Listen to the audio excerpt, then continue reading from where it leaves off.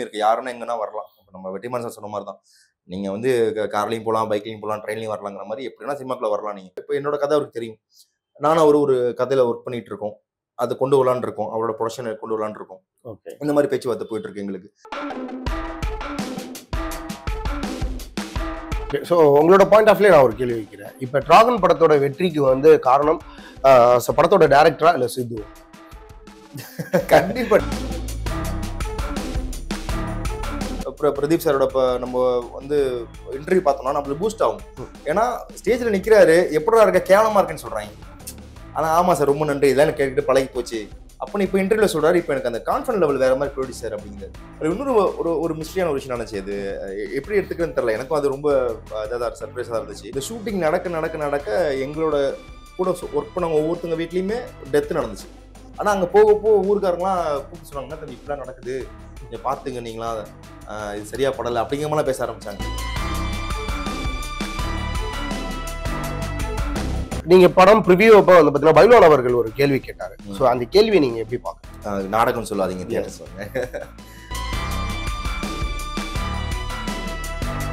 இது என்ன கதையா இருக்கும் வந்து இந்த கதை தானே அப்படின்னு அவங்க ரிவ்யூவரா இருப்பாங்க அந்த இடத்துல. தானே கதை. சோ அப்ப நீங்க எடுக்கும் போதே கதையை கெஸ் பண்றாங்க. ஆமா, அவங்களுக்கு அந்த அறிவு இருக்கு, நல்ல அறிவு இருக்கு. அவங்களுக்கு வந்து என்னெல்லாம் பிடிச்சிட்டு ஆரம்பிச்சிட்டாங்க. அவ்வளவு இதா இருக்கு. ஏன் நான் ஆக்சுவலா ஷூட்டிங் ஸ்பாட்ல கேட்ட ஒரு 6-7 தடவை எனக்கு அரைஞ்சிருப்பேன். அந்த இதுல ஒரு சவுண்ட் பொழிச்சுன்னு கேட்டுச்சு பின்னாடி. அப்ப அங்க இருந்து ஒருத்தர் ஓடி வராரு. ஓடி வந்து கேட்கிறேன், அப்படி அடிக்கிற அந்த பையன், அப்படி பாவம் அந்த பையன், தம்பி தண்ணி கிணி குடிக்கிறியா அப்படிங்கிற மாதிரிலாம் கேட்டு. யமகாதிகி படத்தை பொறுத்தவரையும் யமகாதகன் நீங்களா டைரக்டரா?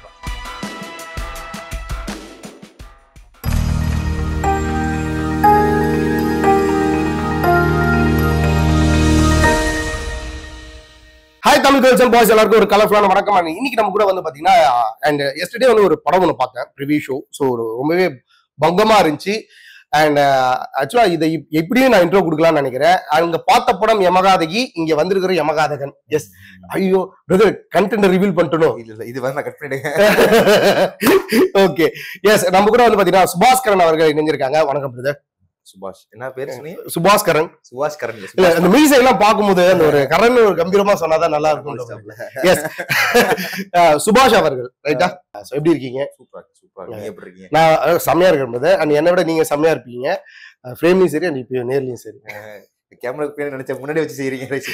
இல்ல சீரியஸா சொல்றப்ப கிட்டத்தட்ட எனக்கு லுக் உங்களை வந்தோட பார்க்கும் போது எனக்கு எப்படி இருந்துச்சு அப்படின்னா, டொவினோ தாமஸ் இருக்காரு இல்லையா, மலையாள நடிகர், அவரோட லுக் அப்படி பங்கமா இருக்குது. கிட்டத்தட்ட தமிழ்ல வந்து ஒரு பெரிய ஒரு நடிகரா வளம் வரதுக்கான வாய்ப்புகள் இருக்கு. நன்றி. ரெண்டாவது நான் கண்டிப்பா அக்செப்ட் பண்ணிக்கிறேன். ரொம்ப நன்றி. ஆனா வரோம், அதுல மாற்றம் இல்ல. ஓகே. ஆக்சுவலா இந்த யமகாதகி இந்த ப்ராஜெக்ட் நாங்க வந்து ஆக்சுவலா அப்பல இருந்து அந்த ஒரு சின்ன சின்ன லீடா நம்ம கேட்டுட்டு இருந்தோம். பட் இந்த படமா பார்க்கும்போது வந்து பாத்தீங்கன்னா இன்னைக்கு வர நிறைய படங்கள்ல ஆர்ஆர் படம் அப்படின்னு நம்ம எடுத்துக்கிட்டாலே வந்து ஒரு பயங்கள் இருக்காது. பட் இது ஆர்ஆர் சப்ஜெக்ட் மாதிரி இருக்கு. பட் ஆனா அதுவும் இல்லை. ஒரு பாயிண்ட் ஆஃப் மேல எங்களுக்கு வந்து பாத்தீங்கன்னா அந்த எக்ஸைட்மெண்ட் குறையவே இல்லை. அது சொல்லுவாங்க சீட் எட்ஜ்னு சொல்லுவாங்க, அந்த பாயிண்ட்ல வந்து நாங்க இருந்தோம். ஸோ அந்த அளவுக்கு எங்கேஜா கொண்டு போயிருந்தீங்க. ஃபர்ஸ்ட் ஆஃப் ஆல் இந்த படம் மிகப்பெரிய வெற்றி பெறதுக்கு எங்களோட வாழ்த்துக்கள். இந்த ப்ராஜெக்ட் உங்களுக்கு எப்படி கிடைச்சது? நானும் டைரக்டர் பெப்பின் சார் வந்து கிட்டத்தட்ட சார் சொல்றது கூட இப்ப நான் இதுக்காக பேசுறேன். அப்படி போக எனக்கு நார்மலா அவர் எப்படி கூப்பிடணும் அப்படி வந்துடும். ஏன்னா நானும் ஒரு 15 வருஷமா ஃப்ரெண்டு. நான் ஒரு படம் ஹீரோ லீடா பண்ணேன். அப்போ அந்த படத்துல அவர் வந்து அசிஸ்டன்ட் டைரக்டரா ஒர்க் பண்ணாரு. நாங்க அப்பல இருந்தே இப்போ வரைக்கும் டச்ல இருக்கோம். இப்போ நடுவில் நான் கூட வேலைக்கு போறேன்னு சொல்லிட்டு சினிமா வீட்டுலாம் போயிட்டேன். நடுவில் ஒரு 2-3 வருஷம் இல்லை.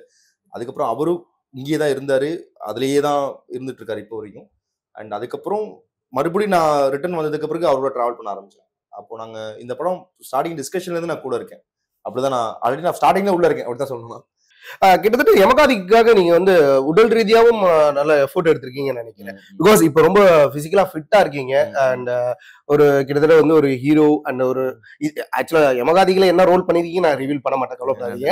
பட் இருந்தாலும் சொல்றேன், இல்ல ஒரு ஹீரோ லெவலுக்கு லுக்கா அண்ட் ஃபிட்டா ஒரு போலீஸ் மாதிரி ஒரு கம்பீரமான ஒரு கெட்டப் இருக்கு. ஆனா அந்த படத்துல டோட்டலாவே வேற மாதிரி இருக்கு. ரொம்ப வெயிட் கெயின் பண்ணிருப்பீங்க.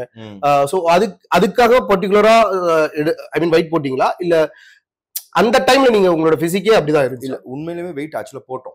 இப்போ என்ன, இப்ப நான் இப்ப இருக்கிறதுக்கும் யமகாதில இருக்கிறதுக்கும் நடுவுல ஒரு பிசிக்ல இருப்பேன். அதுதான் என்னோட ஆக்சுவலான பிசிக். ஆக்சுவலா அப்போ வந்து இந்த படம் பண்ணும்போது இந்த கேரக்டர் ஸ்கிரிப்ட் ரைட்டிங் செக்ஷன் எல்லாம் முடிஞ்சதுக்கு பிறகு என்கிட்ட ஸ்கிரிப்டிங் செக்ஷன் அப்பதான் ஸ்கிரிப்ட் எல்லாம் படிச்சு முடிக்கிறோம், ஷூட் போறத பத்தி பேசிட்டு இருக்கோம். அப்போ வந்து நிறைய பேர் என்ன சொன்னாங்க என்னன்னா, நீங்க இந்த உடம்ப வந்து இன்னும் மஸ்குலர் ஆக்கி நீங்க இன்னும் உடம்ப வந்து வேற மாதிரி காட்டுங்க, அது நல்லா இருக்கும், ரொம்ப முக்கியமான கேரக்டர், இதை பார்த்தா கொஞ்சம் ரக்கடா பயப்படுற மாதிரி இருக்கும் அப்படின்னா.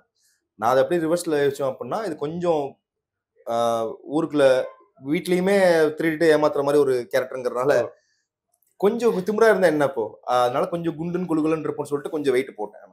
வெயிட் போட்டதே எனக்கு இப்போ கேரக்டர் பார்க்கும்போது எனக்கு பார்க்க சந்தோஷமா இருக்கு. நிறைய பேருக்கு வந்து உடம்பை இழைச்சி ஒரு கேரக்டர் பண்ணா பேசப்படும், உடம்பு போட்டு கேரக்டர் பண்ணா பேசப்படுவான்னு தெரியாது. பட் இது பண்ணிருக்கோம். ஆமா, உடம்பு போட்டது தான் அதுக்காக. ஸோ யமகாதகி பேக் ட்ரூ. ஸோ இதுக்கே வரும். ஸ்டோரி வைஸ் வந்து பார்க்கும்போது இது ரொம்ப ரியலிஸ்டிக்கா திங்க் பண்ணி பார்த்தோம் அப்படின்னா, ஸோ இல்ல இது வந்து ஒரு கற்பனை கதை மாதிரி தான் இருக்கு. பட் ஆனா அது வந்து நமக்குள்ள ஒரு இம்பாக்ட் கிரியேட் பண்ணுது. ஸோ டைரக்டர் சொன்ன விதமும் நல்லா இருந்துச்சு. பட் ரியலாவே நான் கேட்கிறேன், அந்த வில்லேஜ்ல நீங்க போய் பண்ணும்போது நீங்க ஒரு விஷயம் பிரஸ் மீட்ல பதிவு பண்ணிருந்தீங்க, ஒரு பாயிண்ட் ஆஃப் மேல அங்க உள்ள மக்களே கோவப்பட ஆரம்பிச்சிட்டாங்க அப்படின்ட்டு. என்ன காரணம் அது? இது மக்கள் பொதுவாகவே பாத்தீங்கன்னா சில விஷயங்கள் ரொம்ப பர்சனலா எடுத்துக்கிறாங்க. அந்த கிராமத்து ஆட்கள் வந்து அவங்க வந்து அவ்வளோ சூப்பரா சப்போர்ட் பண்ணி அங்க எங்களுக்கு எல்லா ப்ரொடக்ஷனும் கொடுத்து சொந்த வீடு மாதிரி சொந்த எங்க வீட்டு சொந்தக்காரங்க மாதிரி அவங்க வீட்டு சொந்தக்காரங்க மாதிரி பாத்துக்கிட்டாங்க. அந்த மாதிரி ஆட்கள் அவங்க. ஆனா என்னன்னா படத்தோட ப்ராசஸ்ல அவங்க ஒவ்வொன்றா கவனிக்கிறாங்க. இது என்ன கதையா இருக்கும், வந்து இந்த கதை தானே அப்படின்னு அவங்க ரிவ்யூவரா இருப்பாங்க அந்த இடத்துல, தானே கதை. சோ அப்ப நீங்க எடுக்கும் போதே கதையை கெஸ் பண்றாங்க. ஆமா, அவங்களுக்கு அந்த அறிவு இருக்கு, நல்ல அறிவு இருக்கு. அவங்களுக்கு வந்து ஒரு கட்டத்துக்கு மேல கதை கணிக்க ட்ரை பண்ணவங்க அவங்களுக்கு ஒரு கட்டத்துக்கு மேல ஷூட்டிங் போக போக கதையை கணிக்க ஆரம்பிச்சிட்டாங்க. ஒரு கட்டத்துல என்பிஎன் அடிக்கிற மாதிரி சீனு, ஒரு மாதிரி கொஞ்சம் அந்த அந்த ஒவ்வொரு சீனையும் அவங்க பார்க்க போக அவங்களுக்கு புரிஞ்சு போச்சு கதை இது நோக்கி தான் போகுது அப்படின்ட்டு. படம் பூரா 37 நாளுமே வந்து இதுலதான் இருந்தோம், இளவு வீடு மாதிரி தான் இருந்துச்சு அந்த வீடு. அப்ப அதெல்லாம் பார்க்க சாவு சுத்தி தான் நடக்குது அவங்களுக்கு தெரியுது, அது இதெல்லாம் தெரியுது. ஆனா போக போக அவங்க வந்து என்னெல்லாம் பிடிச்சி திட்ட ஆரம்பிச்சிட்டாங்க. என்ன அவ்வளவு இதா இருக்கு, ஏன் நான் ஆக்சுவலா ஷூட்டிங் ஸ்பாட்ல கிட்ட ஒரு 6-7 தடவை என்பி அரைஞ்சிருப்பேன். அந்த இதுல ஒரு சவுண்ட் பொழிச்சுன்னு கேட்டுச்சு பின்னாடி. அப்ப அங்க இருந்து ஒருத்தர் ஓடி வராரு, ஓடி வந்து கேட்கிறேன், அப்படி அடிக்கிற அந்த பையன், அப்படி பாவம் அந்த பையன், தம்பி தண்ணி கிணி குடிக்கிறியா அப்படிங்கிற மாதிரிலாம் கேட்டு அந்த மாதிரி அது ரொம்ப பர்சனலா எடுத்துக்கிட்டாங்க. அவங்க உண்மைதான். போக போக அவங்களுக்கு படம்லாம் புரிய ஆரம்பிச்சதுக்கு பிறகு அவங்க இப்ப இந்த படத்துல திட்டுறோம், எந்தெந்த கேரக்டர் எப்படி கேரக்டர் திட்டுதோ அதே மாதிரி ஊர் மக்கள் திட்டினாங்க. இப்படிதான் இருக்காங்க நம்ம ஊர்லயும், அந்த பக்கத்து எடுக்காரவங்க இருக்கான்ல அவனு இப்படிதான் செய்வான் அப்படின்னு பேச ஆரம்பிச்சிட்டாங்க. அது இன்னொரு ஒரு மிஸ்ட்ரியான ஒரு விஷயம் நினைச்சு, அது எப்படி எடுத்துக்கிறேன்னு தெரியல, எனக்கும் அது ரொம்ப இதான் சர்ப்ரைஸா இருந்துச்சு. இந்த ஷூட்டிங் நடக்க எங்களோட கூட ஒர்க் பண்ணவங்க ஒவ்வொருத்தங்க வீட்லயுமே டெத் நடந்துச்சு. நிறைய நாங்க வந்து நானும் நிறைய யோசிப்பேன், என்ன எப்படிலாம் நடக்குது. ஒரு முக்கியமான ஆர்டிஸ்ட வச்சு ஒரு முக்கியமான சீன் எடுக்கணும், அது பேர் சொல்ல முடியாது, அந்த இதை எடுக்காமே தள்ளி போட்டே இருந்தார் பெப்பின். அதுக்கு நிறைய காரணம், நாங்க வேற நினைச்சிட்டு எடுத்துட்டு இருந்தோம், அதை எடுக்க முடியல, அப்புறம் இந்த ஆர்டிஸ்ட் எடுக்கணும்னு. உண்மையிலுமே அந்த கேரக்டருக்கு வந்து அந்த சீன் எடுத்தே ஆகணுங்கிற சிச்சுவேஷன்ல சரி எடுத்துருவோம், இன்னைக்கு எடுத்துருவோம்னா அன்னைக்கு எடுக்கல, அடுத்த நாள் எடுக்கலாம்னு ஐடியா பண்ணிட்டு இருக்கோம். அவங்க வீட்டுல உண்மையிலுமே அவங்களோட வீட்டு ஒரு டெத் நடந்துருச்சு. இப்ப அந்த சீன் நடிக்கிறாங்க, அந்த சீனுக்கான ஆக்சுவல் சிச்சுவேஷன் அவங்க வீட்டுல நடந்துச்சு, அவங்க அப்படி நடிக்கிறாங்க, நிஜமா நடிச்சு கொடுத்துட்டு அவங்க கிளம்பி போனாங்க ஊருக்கு. அது மாதிரி நிறைய பேர் வீட்டுல டெத் நடந்துச்சு. இப்போ இந்த சின்ன ஒரு எக்ஸாம்பிள் மட்டும் சொல்லணும்னா, ஒருத்தர் இந்த படம் பார்த்துருக்கும் தெரியும், ஒரே ஒரு பந்தல் கீழே விழுந்து ஒருத்தர் அடி போடும். ஆமா, அந்த பந்தல் சீன் எடுக்கிறதுக்கு முன்னாடி கரெக்டா ஒரு 10 நிமிஷத்துக்கு முன்னாடி செட் பண்ணிட்டு இருக்கும் போது அந்த பந்தலுக்கு முன்னாடி ஒரு கட்டை வச்சு கட்டிட்டு இருந்தாங்க. அது கரெக்டா அவர் நடந்து போறாரு, அந்த கட்டை சைன்னு பண்ணாது அவரோட ஷோல்டர்ல தலைக்கு கொஞ்சம் கீழே டப்பன் அடிச்சிருச்சு. என்ன சீன் எடுக்க போறோமோ அதே மாதிரி சீன் ரிகர்சல் கட்டுறாங்க பாரு, சிரிச்சிட்டு இருந்தோம். ஆனா அங்க போக ஊருக்காரங்களாம் கூப்பிட்டு சொன்னாங்க, என்ன தம்பி இப்பெல்லாம் நடக்குது, கொஞ்சம் பாத்துங்க நீங்களா, இது சரியா படல அப்படிங்கிற மாதிரி பேச ஆரம்பிச்சாங்க. பயம் அதிகமாயிடுச்சு. ஆமா, பயம்னா இந்த மாதிரி தப்பா நடந்துச்சு, ஏதாச்சும் ஒரு சீன் எடுக்க போறோம் அதே மாதிரி ஒண்ணு நடந்துச்சு, உண்மையிலுமே ஷூட்டிங்ல இருந்த கோழி காண போச்சுங்க, அந்த மாதிரி நிறைய விஷயம் நடந்துச்சு, படத்தை கோழி காண போகுது அந்த மாதிரிலாம். அந்த மாதிரி சின்ன நடந்துச்சு, அது எங்களுக்குலாம் ஆச்சரியம் தான். யமகாதகி. ஓகே சார், இந்த டைட்டில் வந்து நான் படம் பார்த்தவங்களுக்கு எல்லாருக்குமே புரியும், பக்காவா புரிஞ்சு அப்படின்னு. பட் இந்த டைட்டில் யார் வச்சு? டைரக்டர் தான். ஆமா, அது ஏன்னா அவரு தஞ்சாவூர் தான். அப்ப நம்ம ஊர் பக்கமா அதிகமா பேசுற விஷயங்கள் இருக்குல்ல, யமகாதகன் அப்படின்னு சொல்லுவாங்கல்ல, அப்பா யமகாதகன்டா வந்துட்டு இப்போ இந்த படத்தை கரெக்டா சூட் ஆகும் சொல்லி டைட்டில் வச்சாப்ல. ஆனா யமகாதகின்னு நிறைய இடத்துல கூப்பிட்டு நம்ம கேள்விப்பட்டிருக்க மாட்டோம் நினைக்கிறேன். யமகாதகன் ஆமா, அது கரெக்டா ஒரு சூட்டா இருந்துச்சு, அதுக்கு அதனால வச்சாரு. அதே மாதிரி சில படங்கள்ல தான் வந்து பாத்தீங்கன்னா இன்டர்வல் டைம்ல அந்த டைட்டில் வைக்கும் போது ஒர்க் அவுட் ஆகும். சோ விஜய் படத்துல அந்த லியோக்கு வந்து பாத்தீங்கன்னா இன்டர்வல் பிளாக் டைம்ல வந்து பாத்தீங்கன்னா டைட்டில் கொடுப்பாங்க, செம்மையா ஒர்க் அவுட் ஆகும், அது என்ஜாய் பண்ற மாதிரி இருக்கும். த சேம் டைம் இந்த படத்தை பொறுத்தவரையும் வந்து பாத்தீங்கன்னா அந்த இன்டர்வல் பிளாக்ல யமகாதகின்ற டைட்டில் வச்சது பக்காவா பொருந்துச்சு. சோ இது பாக்குறவங்களுக்கு அடுத்த இந்த இன்டர்வல் பிரேக் எவ்வளவு சீக்கிரம் முடியும், அடுத்தது வந்து செகண்ட் ஹாஃப் எப்போ குயிக்கா பார்க்கணுன்ற அந்த எக்ஸைட்மெண்ட் கிரியேட் ஆமா, பண்ணிட்டு ஆமா. அந்த இடத்துல அந்த பொண்ணு அந்த கேரக்டரா மாறுது, Yeah. அந்த டைட்டில் போனாங்க. ஆமா. Super super. சோ இந்த படம் பார்க்கும்போது வந்து பாத்தீங்கன்னா ஒரு பக்கம் வந்து பெண்களுக்கு ஒரு இம்பார்ட்டன்ஸ் கொடுக்குற ஒரு கதையாக இருந்தாலும் ஒரு பக்கம் ஜாதி பேசுற மாதிரி இருக்கு. ஒருவேளை டைரக்டர் இந்த ஜாதி ரீதியாக எங்கேயாச்சும் பாதிக்கப்பட்டிருக்காரா? இல்ல அந்த மாதிரிலாம் கிடையவே கிடையாது. அந்த மாதிரிலாம் கிடையவே கிடையாது.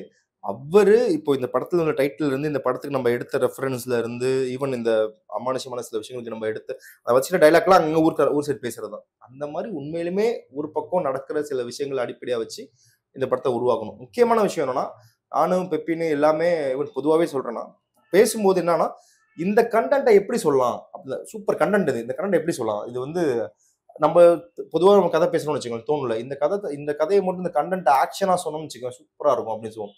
அப்படி இந்த கண்டென்ட்டை பத்தி பேசும்போது இது நல்ல கண்டென்ட், ஆனா இது இவங்களுக்கு எப்படி இன்ட்ரெஸ்டிங்கா கொடுக்குறது. கண்டென்ட்டை சும்மா நம்ம போய் சொற்பொழிவா கொடுத்துட்டோம், இல்ல சும்மா நார்மலா ஒரு படம் எடுத்துட்டோம் அப்படின்னா உமன் சென்ட்ரிக் படம் ஆர்டிஸ்டிக்கா போயிடுச்சு சொல்லிடுவாங்க.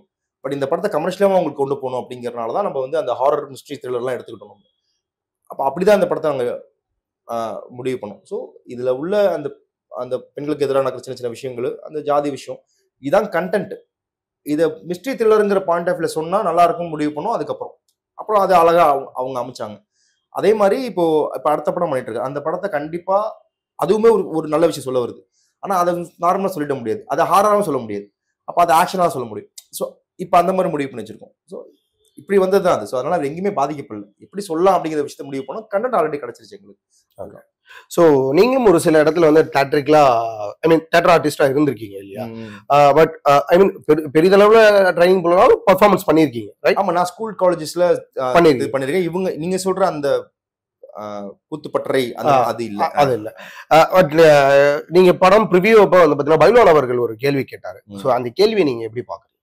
நாடகம் சொல்லாதீங்க, தியேட்டர் சொல்லுங்க, அது ஸ்டண்ட்னு பாக்குறேன் சார், அவ்வளவுதான் சார். நான் அவர் கேட்கறது அதாவது நெகட்டிவ் ப்ரொமோஷன்ஸ், நெகட்டிவா ஒரு விஷயத்தை கொண்டு வரது பத்தின எனக்கு பார்வை வேற. அவர் கேட்ட கேள்விக்கு வந்து அவருக்கு தெரியும், மேபி அப்படி ஏதோ ஒரு கான்ட்ரவர்சி ஏற்படுத்துற மாதிரி ஒரு விஷயம் கேட்டா இந்த பேட்டி போய் ரீச் ஆகலாம், மேபி இந்த படம் போய் இது விளம்பரமா போய் சேரலாங்கிற ஒரு பாயிண்ட் ஆஃப் வியூ கூட கேட்டிருக்கலாம். பட் தெரியல, நாங்க இப்போ கேமரா முன்னாடி பேசும்போது எங்க முன்னாடி மைக்ஸ் இருக்கும்போது அஃப்கோர்ஸ் நெர்வஸா இருக்காங்க, நாங்கெல்லாம் நெர்வஸா இருக்கும். நாங்க உளறதுக்கோ தப்பா பேசுறதுக்கோ நிறைய வாய்ப்பு இருக்கு. அது அந்த இடத்துல கூட தப்பா கூட போயிருந்திருக்கலாம், மேபி இருந்திருக்கலாம். ஆமா, அவர் கேட்ட கேள்வி ரைட்டா தப்புன்னா சொல்ல வரல சார், அவ்வளவுதான். அதை தாண்டி அதை பத்தின நிறைய கருத்து எனக்கு இருக்கு. இப்ப பைல்வான் ஒரு விஷயம் பேசின விஷயத்த நீங்க எப்படி பாக்குறீங்க, உங்களோட பார்வையில இதை நீங்க எப்படி சொல்றீங்க? பட் என்னோட கேள்வி என்னன்னா, இன்னைக்கு நிறைய பேர் ரீல்ஸ், இன்ஸ்டா அப்படின்ற ஒரு ஃபேம்ல இன்னைக்கு வந்து பிக் ஸ்கிரீனுக்குள்ள வராங்க. ஆனா இன்னைக்கு நிறைய கலைஞர்கள் இந்த தியேட்டர் ஆர்டிஸ்டா இருந்து பிக் ஸ்கிரீனுக்கு வர முயற்சி செய்யறாங்க. பட் வாய்ப்புகள் அப்படிங்கும் போது வந்து பாத்தீங்கன்னா இது இன்ஸ்டா அண்ட் ரீல்ஸ் இந்த இன்ஃபுளுசருக்கு தான் கிடைக்குது இல்லையா? பட் ப்ராப்பரா ட்ரைனிங் எடுத்த தியேட்டர் ஆர்டிஸ்ட்க்கு கிடைக்கிறது இல்ல. சோ இதை நீங்க எப்படி பாக்குறீங்க? அவங்க எந்த ஸ்டேஜ்லனா வரலாம் சார். முதல்ல அவங்க வர்றதுக்கு வந்து எல்லா உரிமையும் இருக்கு, யாருன்னா எங்கன்னா வரலாம். நம்ம வெற்றிமாறன் சார் சொன்ன மாதிரி தான், நீங்க வந்து கார்லையும் போகலாம், பைக்லையும் போகலாம், ட்ரெயின்லையும் வரலாங்கிற மாதிரி எப்படின்னா சினிமாக்குள்ள வரலாம். நீங்க யார் சஸ்டைன் பண்றாங்க, என்ன அவங்கள்ட்ட உண்மையிலே என்ன இருக்கு சஸ்டைன் பண்றதுக்கு ஒரு விஷயம் இருக்குல்ல. இன்னைக்கு மிகப்பெரிய ஆட்களோட பேக்ரவுண்ட்ல வரவங்களாம் பேர்லாம் அதை மென்ஷன் பண்ணி சொல்ல வேணாம், பட் பேக்ரவுண்ட்ல இருந்து பெரிய பேக்ரவுண்ட்ல இருந்தவங்களும் வந்திருக்காங்க. பட் அவங்களாம் பெருசா சில பேர் பண்ணாம போயிருந்திருக்காங்க, சஸ்டைன் ஆகல. ஏன் அப்படின்னா அங்க வந்ததுக்கு அப்புறம் என்ன பண்றோம்னு ஒன்று இருக்கு. அதுதான் முக்கியமா நான் பாக்குறேன். ஸோ நீங்க உள்ள வாங்க, என்ன வேணா பண்ணுங்க, வந்த பிறகு என்ன பண்றோம், இதுதான் முக்கியமான பாயிண்ட். அதுவே இப்ப நீங்க ஹரிஷ் கல்யாண் படத்துல ஒர்க் பண்ணிட்டு இருக்கேன், யமகாதியில ஒர்க் பண்ணேன். ப்ரொடியூசர் வந்து டிரைவர் வேலை பார்த்தாரு. எங்க ப்ரொடியூசர் வந்து டிரைவர் மாதிரி அவர் வந்து எல்லாத்தையும் போய் ட்ராப் பண்றது, வைக்கிறது, அப்படி டே நைட் பண்ணாப்ல. என்ன ப்ரோ ஓகேன்னு கேட்பாப்ல. இப்போ ஹரிஷ் கல்யாண் படத்துல ஒர்க் பண்ணிட்டு இருக்கேன், அங்க உள்ள அசிஸ்டன்ட் டைரக்டர்ஸ்ல ஆரம்பிச்சு பிஆர்ஓஸ்ல எல்லாமே சார் இது ஓகே சார், உங்களுக்கு ஆல் குட்டா, உங்களுக்கு வேற எதுவும் வேணுமா சார் அப்படின்னு கேட்பாங்க. நல்லா நடத்துறாங்க. அதே இதுல யாராச்சும் ஒருத்தர் ஏதாச்சும் ஒரு இடத்துல ஒரு ஆட்டிடியூட் காட்டுறாங்க, ஏதோ ஒரு இடத்துல அந்த மரியாதை குறைவு வருது, அவங்க வேற நம்மள பாக்குற பார்வை வந்து ஏதோ ஒரு வேற மாதிரி, வேணா இவன் திடீர்னு வந்திருக்கான் ஷூட்டிங் ஸ்பாட், இவன் முக்கியமான கேரக்டர் பண்றான் இல்லையே தெரியலையே, ஒரு நாள் வந்துட்டு போவோம் போல, அந்த பாயிண்ட் ஆஃப் வியூல பார்த்துட்டு பேசுறவங்களும் இருக்காங்க. அந்த ஒரு ஜட்ஜ்மெண்ட்ல பேசுற ஒருத்தங்களுக்காக சினிமா இப்படிதான் முடிவு பண்ணிடக்கூடாது. அதோட பர்சன்டேஜா அது சரியா ஆர்டிஸ்ட டெக்னீஷியன்ஸை மதிக்கிற நிறைய ஆட்கள் இருக்காங்க. சினிமா அப்படிதான் இருக்கு நான் பாக்குறேன். ஸோ உங்களோட பாயிண்ட் ஆஃப் வியூல நான் ஒரு கேள்வி வைக்கிறேன். இப்ப டிராகன் படத்தோட வெற்றிக்கு வந்து காரணம் படத்தோட டைரக்டரா இல்ல சித்துவா? கண்டிப்பா டைரக்டர் தான். இப்ப நீங்க சொன்ன பதில்ல ஒரு பாயிண்ட் என்ன அப்படின்னா, பிரதீப்போட இப்ப இந்த ஷார்ட் டைம் இந்த ஒரு வளர்ச்சி எப்படி பாக்குறீங்க? பிகாஸ் இன்னைக்கு பெரிய பெரிய நடிகர்கள் வந்து பாத்தீங்கன்னா 100 crores அந்த பாக்ஸ் ஆஃபீஸை வந்து பாத்தீங்கன்னா ரீச் ஆகிறதுக்கு ரொம்பவே கஷ்டப்படுறாங்க. ஸோ பட் பிரதீப் அவர்களோட ஃபர்ஸ்ட் படமா இருக்கட்டும், அது டைரக்ஷன் சைட்ல இருக்கட்டும், அடுத்து அவர் தொடர்ந்து நடிச்ச இந்த 2 படங்கள் ஹீரோவா நடிச்ச படங்களையும் வந்து பாத்தீங்கன்னா 100 crores வந்து பாத்தீங்கன்னா பாக்ஸ் ஆஃபீஸ்ல இடம் பெற்றிருக்கு. ஸோ இந்த growth எப்படி பாக்குறீங்க? அண்ட் இதை பார்க்கும்போது ஒரு நடிகனா உங்களோட பார்வை என்ன? முக்கியமா அதெல்லாம் எங்களுக்கெல்லாம் இன்ஸ்பிரேஷன் தான் சார். ஏன்னா முழுக்க முழுக்க ஒரு கான்ஃபிடென்ட் தான் அது. இப்போ நம்ம எங்கேயாச்சும் ஒரு கான்ஃபிடென்ட் இழந்த இடத்துல நம்ம வந்து நம்மளே கான்ஃபிடென்ட் இழந்துட்டு சும்மா எதிர்ச்சியா நோண்டிட்டு இருக்கும்போது மணிகண்டன் சாரோட பிரதீப் சாரோட நம்ம வந்து இன்டர்வியூ பார்த்தோம்னா நம்மளுக்கு பூஸ்ட் ஆகும். ஏன்னா ஸ்டேஜ்ல நிக்கிறாரு, எப்படா இருக்க கேவலமா இருக்குன்னு சொல்றாங்க. ஆனா ஆமா சார் ரொம்ப நன்றி, இதெல்லாம் எனக்கு கேட்டுட்டு பழகி போச்சு அப்படின்னு இப்ப இன்டர்வியூல சொல்றாரு. இப்ப எனக்கு அந்த கான்ஃபிடன்ட் லெவல் வேற மாதிரி போயிடுச்சு சார் அப்படிங்கிறாரு. அப்போ அது எவ்வளவு பெரிய விஷயம் ஒரு மனுஷனுங்க இல்லைங்களா? அப்போ இதை எத்தனை வருஷமா பிளான் பண்ணியிருந்தா, எவ்வளவு வருஷமா அந்த அந்த அந்த விஷயம் வச்சிருந்தா அதுல நின்னா அவங்க வருவான்னு ஒண்ணு இருக்குல்ல. நம்ம இன்னைக்கு பார்த்ததுக்கு ரிசல்ட்டை பார்த்த பிறகு நீ இந்த கேள்வி கூட இந்த ரிசல்ட்டை பார்த்த பிறகு அந்த கேள்வியே பேசுறோம் நம்ம. அதெல்லாம் அவங்க முன்னாடியே முடிவு பண்ணி அந்த கான்ஃபிடண்டா அவங்க எவ்வளவு பேர் வாங்கியிருப்பாங்க, எவ்வளவு கேவலமா பேசியிருப்பாங்க. நீ எல்லாம் ஏன்டா ஹீரோவா ட்ரை பண்றன்னு கேட்டிருப்பாங்க. இதெல்லாம் ஒத்து வருமா, உன் உடம்புக்கு எல்லாம் ட்ரை பண்ணலாமான்னு கேட்பாங்க. இப்படி கேட்டிருப்பாங்க. மனுஷன் அதெல்லாம் தாண்டி நின்றுருக்காரு அப்படின்னா அதுதான் சார். அதுதான் அதெல்லாம் நம்மளுக்கு எல்லாம் எக்ஸாம்பிள். வா ஜெயிக்கலாங்கிற மாதிரி தான் எக்ஸாம்பிள். அதை பார்க்கும்போது நம்மளுக்கு தைரியம் தான். அவ்வளவுதான். ஓகே. ஸோ ஒரு அசிஸ்டன்ட் டைரக்டரா இருக்கீங்க. கிட்டத்தட்ட 1-2 படங்கள்லேயே வந்து பார்த்தீங்கன்னா சடனா வந்து அசிஸ்டன்ட் டைரக்டரா போறீங்க. ஸோ ஒரு டைரக்ஷன் ஐடியா ஏதாச்சும் இருக்கா? ஏன்னா பிகாஸ் இன்னைக்கு டைரக்ஷன் ஐடியா உள்ள போனவங்க எல்லாருமே வந்து பாத்தீங்கன்னா தனுஷாக இருக்கட்டும், கமலாக இருக்கட்டும், எல்லாமே ஒரு 10-15 படங்கள் நடிச்சுட்டு அதுல ஒரு எக்ஸ்பீரியன்ஸ் கோத்ரூ பண்ணிட்டு அடுத்து ஒரு டைரக்ஷன் லைன்ல எடுப்பாங்க.